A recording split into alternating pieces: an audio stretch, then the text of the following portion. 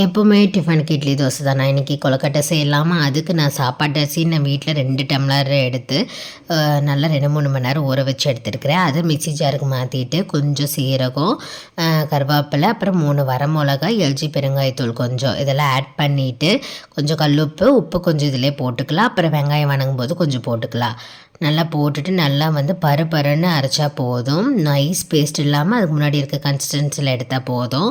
And then ஒரு கடாயில் எண்ணெய் ஊற்றி கடுகு, கடலப்பருப்பு, அண்ட் தென் பல்லேரி வெங்காயம் அரிஞ்சு வச்சுருக்கேன், அது கொஞ்சம் போட்டுட்டேன். தேங்காய் துருவல் நீங்கள் துருவியே இல்லாட்டி பல்லா 2 விதத்துலேயும் போட்டுக்கலாம். நான் இதில் பார்த்திங்கன்னா தேங்காய் துருவல் இருக்கு இல்லையா, அதை கொஞ்சம் துருவி எடுத்து வச்சுருக்கேன். அதுவும் பல்லாவும் அரிஞ்சு வச்சுருக்கிறேன். அது 2மே, ஏன்னா அப்போ வாய்க்கு சாப்பிடும்போது கடிக்க நல்லாயிருக்கும். அந்த விதம் எடுத்திருக்கேன். அப்புறம் நல்லா அரைச்ச பேஸ்ட் மாதிரி கன்சிஸ்டன்சி வந்திருக்கு.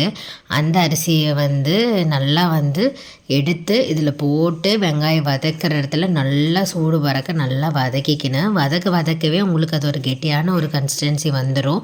அந்த சைட் பை சைடில் இட்லி குண்டாவை வச்சுருங்க. தண்ணி ஊற்றி காய வச்சு நம்ம எப்போவுமே இட்லி வைப்போம்லையே அதே மாதிரி எல்லாம் வச்சு துணி விரித்து போட்டு அந்த அடிப்பகுதி ஒரு தட்டில் வைக்கிறது மட்டும் கொஞ்சம் பெருசாக வச்சுருங்க. அதுக்கு மேலே வைக்கிறதெல்லாம் கொஞ்சம் சின்ன உருண்டையாக பிடிச்சி வச்சுக்கோங்க. இப்படி வச்சா 20 நிமிஷத்துலேயே நமக்கு சட்டுன்னு ரெடி ஆயிடும். தண்ணி கொதிச்சதுக்கப்புறம் உருண்டை பிடிச்சி வச்சிங்கன்னா 20 நிமிஷம் போகுது. வெந்ததுக்கப்புறம் இதை எடுத்து போட்டு இதுக்கு சைடிஷாக ஹஸ்பண்ட் சட்னி வேணும்னு அரைச்சி கொடுத்தாரு. சரி அரைச்சி நல்லா சாப்பிட்டு பார்த்தா சூப்பராக இருக்கும்.